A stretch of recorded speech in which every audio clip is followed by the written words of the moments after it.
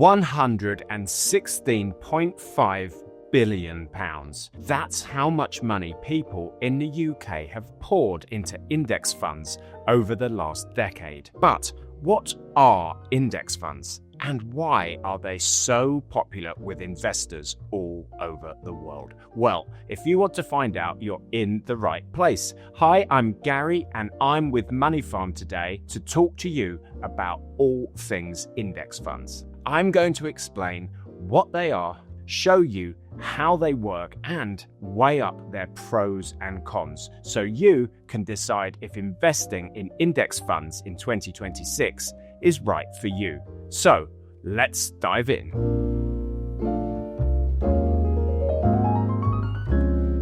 To understand index funds, let's first take a quick look at something familiar: shares. When you buy shares, you're investing your money into individual companies. If a company does well, the share price goes up and you make money. If it doesn't, the share price falls and you lose money. It can be pretty risky because you're putting all your eggs in one basket, or just a few baskets if you buy shares in a handful of companies. And your success depends entirely on how those specific companies perform. On the other hand, an index fund works very differently. Instead of trying to pick winning companies, an index fund gives you a simple way to invest in lots of them at once, spreading your risk automatically. And it does this by tracking a market index and buying a little bit of everything inside it. And most commonly, that means shares. For example, a fund might track the FTSE 100 in the UK or the S&P 500 in the US. In practice, that means you'd be investing in big, familiar names. Companies like Sainsbury's, Rolls-Royce, Rightmove and Lloyds in the UK, or Amazon, Microsoft and Tesla in the US. And you can go much further than that, choosing funds that track markets across Europe, emerging economies, or even the entire world all at once. And the good thing is that shares aren't even the only thing index funds can track, because you can also invest in index funds that track bonds, which are essentially loans to governments or companies, as well as other asset classes like real estate or commodities. In this case, the idea stays the same. Instead of betting on one single asset class, whether that's shares, bonds, or a mix of assets, you buy a broad slice of the whole market without having to pick winners yourself.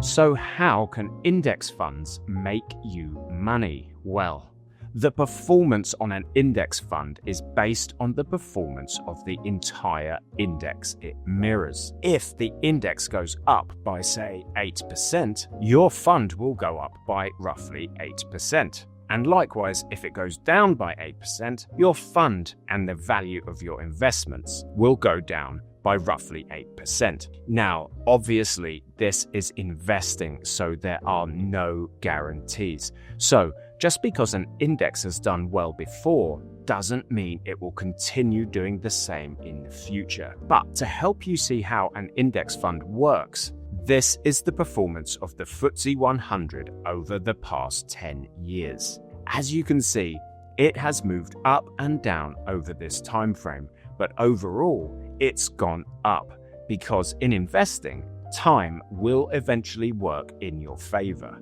So, if you'd put your money into an index fund that tracks this market and left it there over the same period, its performance would have looked something like this.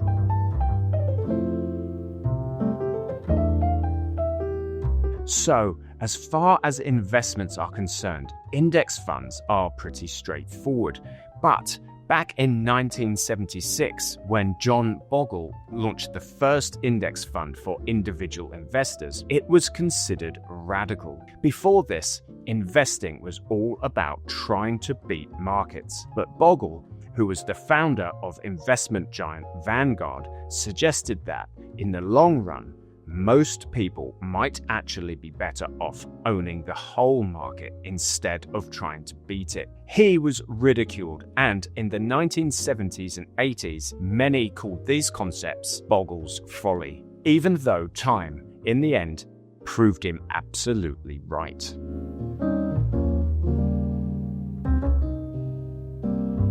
Let's now look at the pros and cons of investing in index funds, starting with the pros. The first big one is diversification. As I mentioned before, index funds give you a simple way to spread your money across lots of different shares, bonds, or other assets at the same time, instead of putting all your eggs in one basket, which allows you to diversify and, in this way, reduce your risk. The next big advantage is cost. All investment funds charge fees, and you really can't avoid them completely because running a fund costs money. But some funds charge a lot more than others, and the more you pay in fees, the less of your money is actually working for you, and over time, that can make a big dent in your returns. Index funds are known for being low cost, mainly because they take what's called a passive approach, which means that instead of trying to beat the market,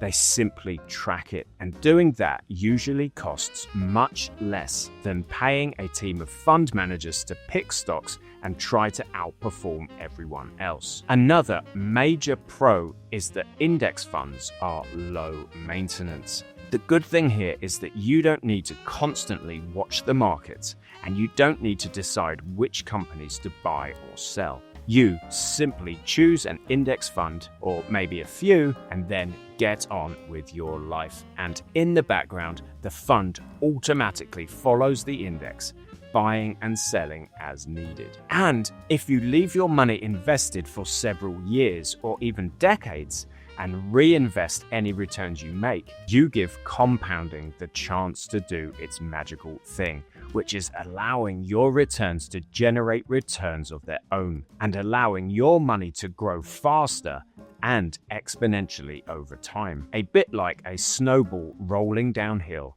and getting bigger as it goes. And just to give you perspective, this is why you'll sometimes hear people describe index funds as a way to build wealth almost automatically. But that said, what about the cons? Well, the biggest one is this: you're not going to beat the market.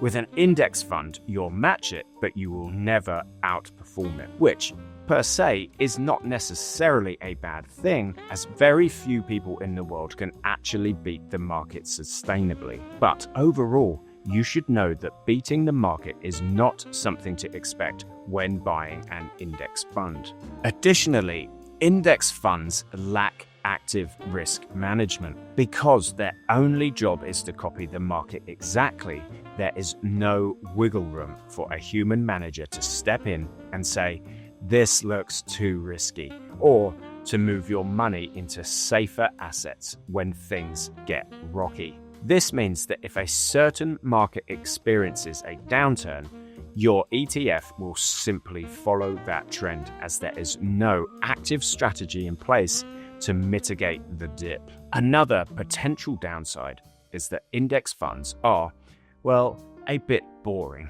because they just quietly track the market. And once you select them and invest with them, well, you're done. There's really nothing exciting there. That said, this is not a bad thing because, as someone wise once said, investing should be like watching paint dry or watching grass grow. It shouldn't really be that exciting.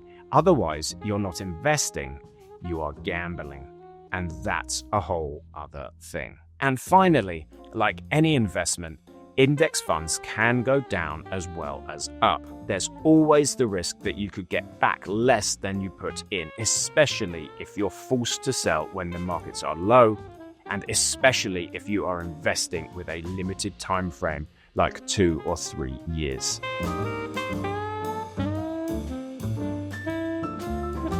Okay, so let's say you've decided that index funds look interesting and you want to give them a try. What next? Well, it's actually quite simple. Firstly, you'll need to find somewhere that sells index funds. This could be directly from the fund provider or through an investment platform like MoneyFarm. You'll need to set up an account where you'll keep any investments you buy. This could be a simple investment fund, or to get the tax breaks, a stocks and shares ISA, which is something we already talked about in a video you can find on this channel. Then, of course, you'll need to choose a fund or two. Here, you really have a lot of options to choose from. You can pick a fund that invests in anything, from big UK companies to smaller firms in Asia, from shares all over the world to bonds of companies in the energy sector. Just remember that some funds are riskier than others. Generally,